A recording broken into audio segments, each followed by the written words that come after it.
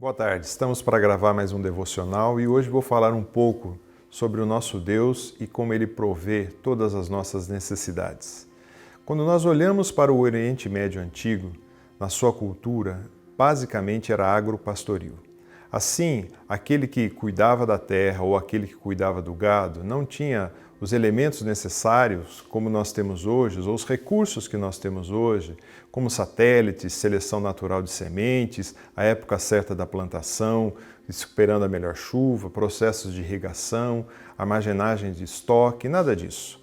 Eles teriam que, de fato, confiar no Senhor que ia prover na hora certa a chuva, na hora certa o tempo seco para uma boa colheita também.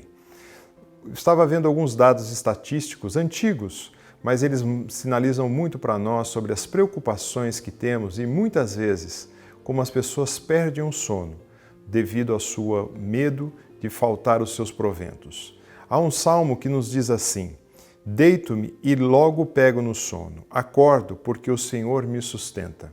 Esse dado estatístico que eu citei para vocês é de 2017, dizendo que 45% da população mundial precisava de algum tipo de medicação para dormir.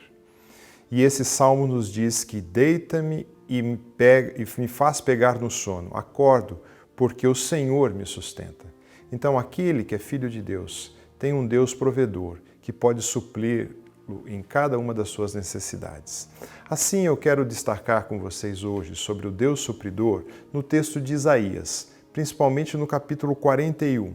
O texto vai nos dizer, são vários versos, eu vou pensar, começando no verso 6, vai dizer: Jacó, a quem elegi, tomei das extremidades da terra, chamei dos cantos mais remotos. Tu és meu servo, te escolhi e não te rejeitei. Não temas, porque eu sou contigo. Não te assombres, porque eu sou o teu Deus. Eu te fortaleço, eu te ajudo, eu te sustento. Aqui vemos Deus dando uma declaração de quem Ele é para o povo dele. O povo, no caso aqui escolhido, o povo de Israel, a qual nós hoje temos acesso a ser povo de Deus através de Cristo Jesus. E Ele vai dizer claramente que Ele é o Deus que escolheu, o Deus que pede, que segura pela mão, o Deus que cuida e ainda diz: não temas, porque eu te ajudo. Muitas vezes nós temos vários temores. Nos dias de hoje, quais são os temores que muitas vezes nos abatem? Muitas vezes, será que eu vou ter as minhas receitas no próximo mês?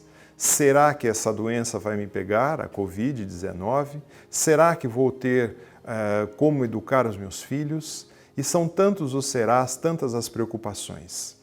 E o texto de Isaías ainda nos diz que nosso Deus é o Eu Sou, é o Deus conosco, é aquele que está pronto e atento a atingir e a resolver todas as nossas necessidades.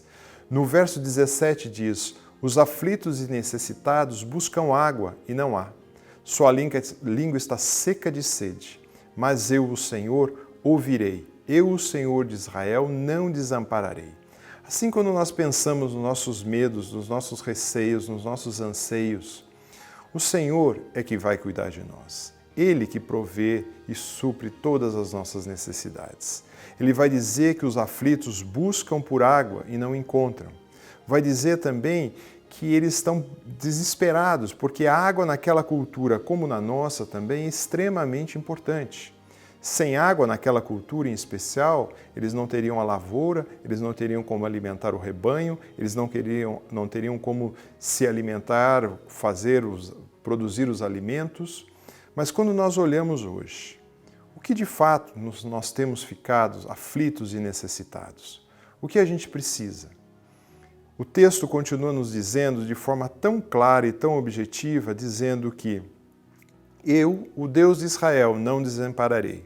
Abrirei rios nos altos desnudos e fonte no meio dos vales.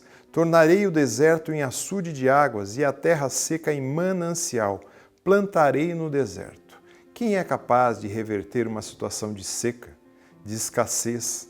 O Senhor nos diz que Ele é capaz de colocar água no deserto, colocar água no local mais improvável, porque Ele é o nosso Deus. E aí quando nós olhamos, Ele fala que Ele vai abrir, Ele vai liberar rios, fontes, açudes de águas, manancial. E Ele vai ainda plantar nesses locais desertos. Esse é o nosso Deus. Será que é algo impossível para Ele fazer? Quando olhamos por todas as Escrituras, vamos ver que não. Mas o texto ainda é bem importante quando ele termina dizendo assim: para que todos vejam, saibam e considerem e juntamente entendam que a mão do Senhor fez isso. Então, quando você estiver passando por momentos de dificuldade e Deus te atender e suprir as suas necessidades, você tem que revelar isso a outros, para que vejam, saibam, considerem e entendam que a mão do Senhor fez aquilo. Então, o nosso testemunho tem que ser nessa direção. A mão do Senhor é que nos sustenta. A mão do Senhor é que provê as nossas necessidades. Veja bem, necessidades e não desejos. O Senhor está atento, mas também Ele quer depois um reconhecimento nosso, com parte de louvor e agradecimento, para que as pessoas que estiverem a nosso entorno possam olhar e falar como Ele pôde passar por momentos de tanta dificuldade. E você vai poder dizer, porque eles vejam, saibam, considerem e entendam que a mão do Senhor fez isso. Nesses dias eu desejo que você experimente da boa mão cuidadosa do Senhor e entendendo que o Senhor é quem vai fazer na sua vida tudo o que lhe aprouve.